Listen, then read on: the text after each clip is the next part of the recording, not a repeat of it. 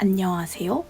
오늘은 책 3권을 추천드리는 영상이고요. 작가는 모두 천선란 작가님입니다. 여러분 천선란 작가님 아세요? 요즘 한국 문학계에서 그리고 SF 문학계에서 굉장히 유명하신 뜨고 있는 소설가시죠. 저는 SF 소설을 그렇게 좋아하지 않는데 이번에 이 책들을 읽으면서 조금 관심을 갖게 된 케이스입니다. 어떤 장르를 입문하게 해준 책은 되게 특별하잖아요. 그래서 영상으로 꼭 추천을 드리고 싶었어요. 그래서 오늘 소개할 책은 첫 번째 아무튼 디지몬이라는 책이고요. 두 번째는 천개의 파랑이라는 책이고 세 번째는 랑과 나의 사막이라는 책입니다. 제가 어떤 순서로 읽었냐면 먼저 랑과 나의 사막을 읽고 그 다음에 아무튼 디지몬을 읽고 마지막으로 천개의 파랑을 읽었거든요. 근데 처음 랑과 나의 사막을 읽었을 때는 SF의 매력을 잘 몰랐어요. 그냥 로봇이 나오는 이야기구나 그 정도로만 그냥 생각하고 넘어갔는데 천선란 작가님의 최근 신간인 아무튼 디지몬을 읽고 나서 이래서 SF를 읽는구나. 천선란 작가님이 이래서 로봇이나 사람이 아닌 생명체를 좋아하시는구나. 그걸 알게 되니까 그 뒤에 읽은 천개의 파랑이 너무너무 재밌더라고요. 그래서 오늘 소개할 순서는 아무튼 디지몬부터 소개를 하려고 합니다. 작가님은 아무튼 디지몬에서 처음 도입부에 자신은 고독을 타고난 아이였다고 말씀을 하세요.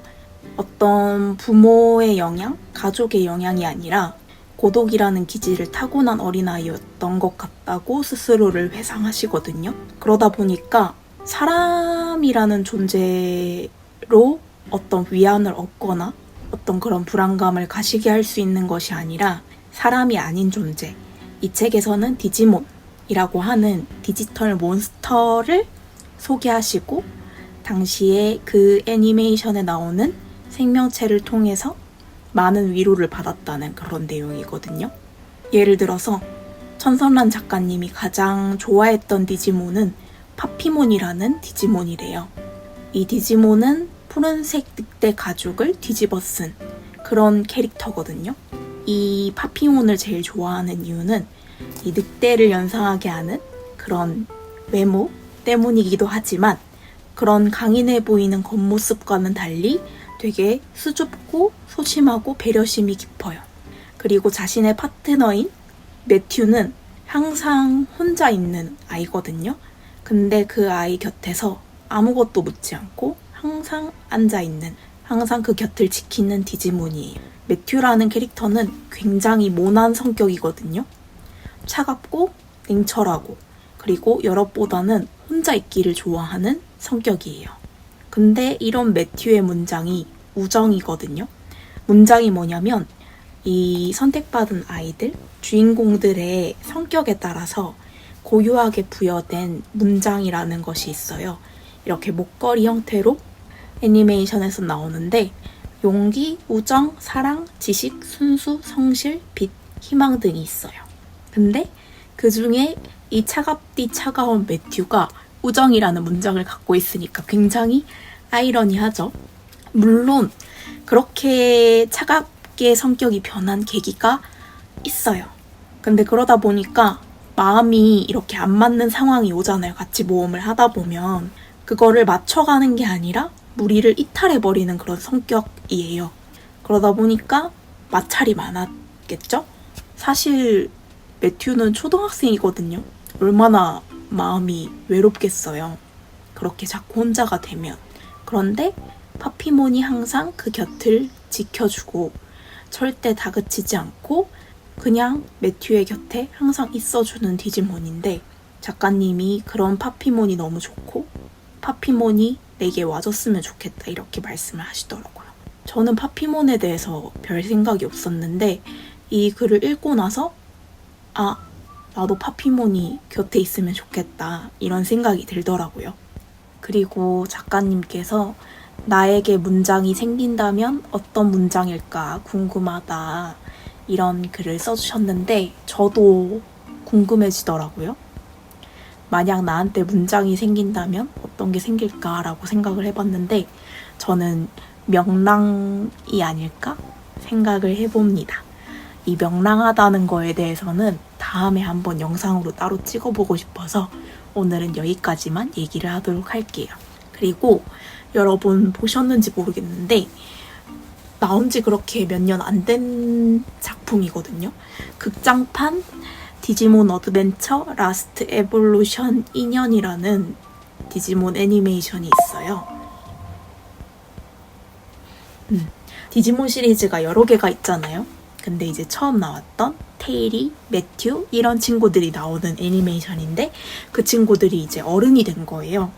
그러면서 이제 또 위기에 빠진 디지털 세상을 구하고 끝이 나는데 이제 어른이 되었으니까 순수했던, 그러니까 마냥 놀기만 하고 모험을 좋아했던 그때의 아이들이 아니잖아요. 그래서 마지막에 아구몬이랑 파피몬이 각자 테일이랑 매튜한테 내일 뭐 할 거야? 이렇게 물어요. 그러면은 어릴 때 같으면 모험을 할 거야? 아니면은 놀 거야? 이렇게 대답을 막힘없이 했을 텐데 망설이거든요. 그러다가 글쎄 내일은 잘 모르겠는데 이렇게 대답을 하는 찰나에 아구몬이랑 파피몬이 데이터가 돼서 사라지거든요. 아, 그날 얼마나 울었는지 몰라요, 진짜. 뭐랄까, 저도 같이 어른이 됐잖아요, 그 아이들이랑. 저도 만약에 그 상황에서 내일 뭘 할까 하면 대답을 잘 못하거나 뭐 공부하거나 뭔가를 준비하거나 이렇게 대답했겠지 싶으니까 더 마음이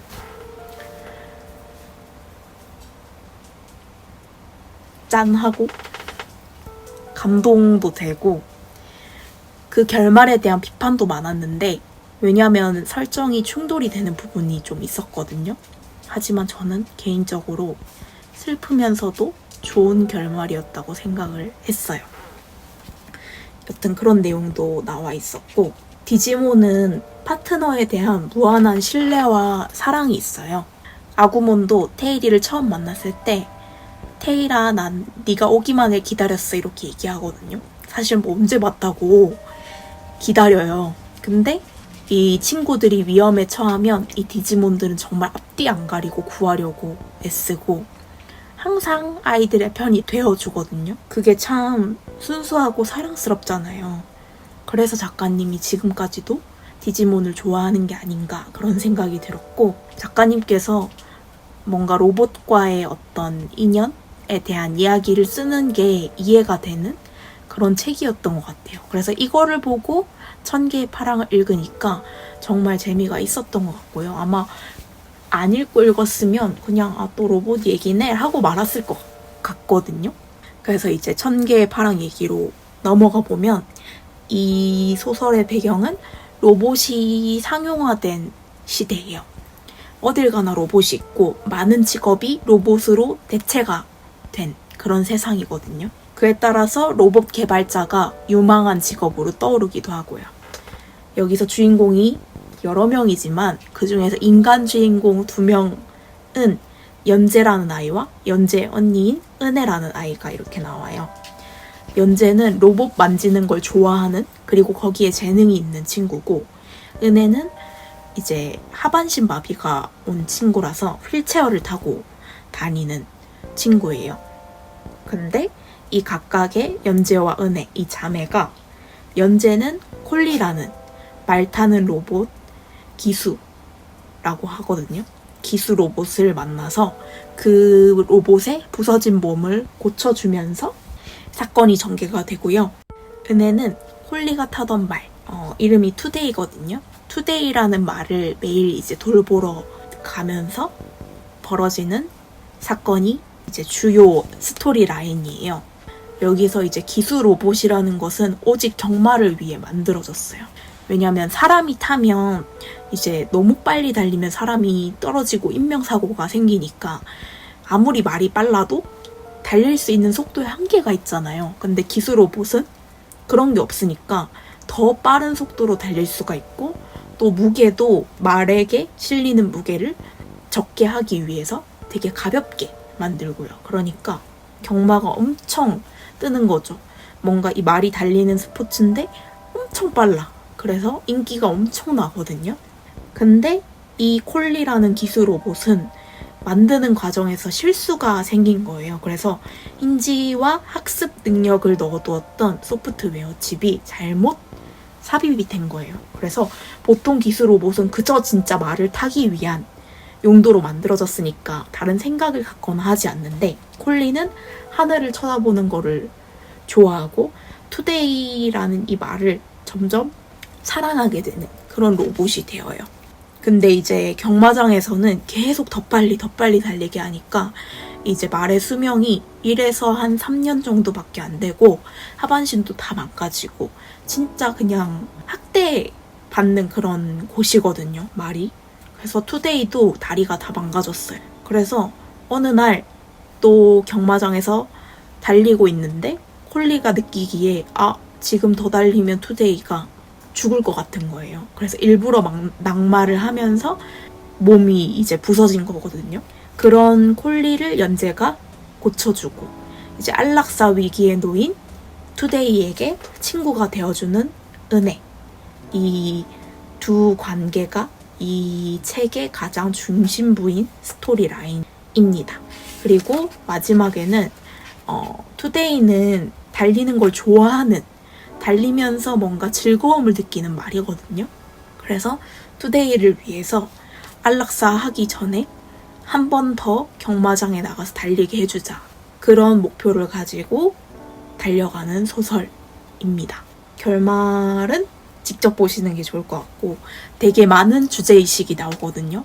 뭐 동물 학대 문제라든지 장애인 인권 문제라든지 이 로봇에 대한 어디까지 이제 사람을 대체할 것인가 이런 문제부터 해서 소방관에 대한 처우까지 되게 다양한 주제의식이 나오는데도 불구하고 그런 게 다 자연스럽게 어우러지고 또 그런 것들에 대해서 한 번씩 더 생각해보게 하는 그런 소설이었고요.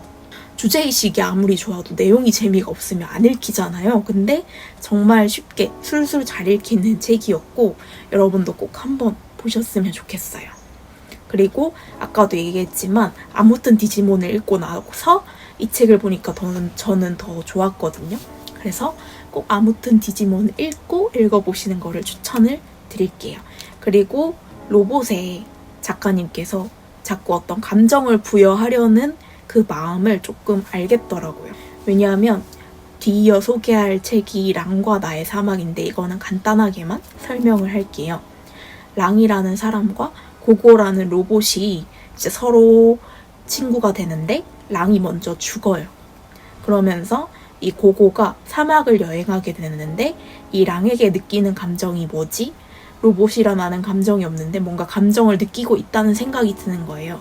그 한 가지 감정이 뭔지를 찾아가는 과정이에요. 되게 따뜻한 소설이고 천선란 작가님의 로봇 이야기는 대체로 다 따뜻한 것 같아요. 그래서 난 SF가 별로다, SF랑 안 맞다 하시는 분도 한번 입문으로 읽어보시는 거 되게 좋은 것 같습니다. 이 책들 읽으면서 한 가지 생각난 책이 있는데요. 2017년에 노벨 문학상 수상자이신 가즈오 이시구로 작가님의 클라라와 태양이 생각이 났어요. 이것도 사람과 로봇의 이야기거든요. 이 책도 정말 재밌었거든요. 그래서 이런 비슷한 내용의 소설, 인간과 로봇에 대한 이야기 좋아하시면 이 책도 추천을 드립니다. 요즘은 SF 소설이 그냥 진짜 공상과학 소설의 장르에만 머물러 있는 게 아니라 거기다가 인간에 대한 성찰, 사회의식을 담은 SF 소설이 많이 나오고 인기가 있는 것 같아요. 김초엽 작가님도 굉장히 핫하시잖아요. 제가 느끼기에 그런 소설은 약간 소프트 SF 소설 같은 느낌이 들어요. SF 소설이긴 한데 조금 더 무거운 과학 지식이 들어간 게 아니라 우리한테 조금 더 익숙한 사람에 대한 이야기가 나오니까 더 읽기도 편하고 저도 그런 장르를 좋아하고요. 그래서 SF는 사실 아직 너무 저한테는 어렵거든요. 근데 이런 책들은 정말 재밌게 읽을 수 있을 것 같아서 여러분께도 추천을 드리고 싶습니다. 그러면 오늘은 여기까지 하도록 하겠습니다. 안녕.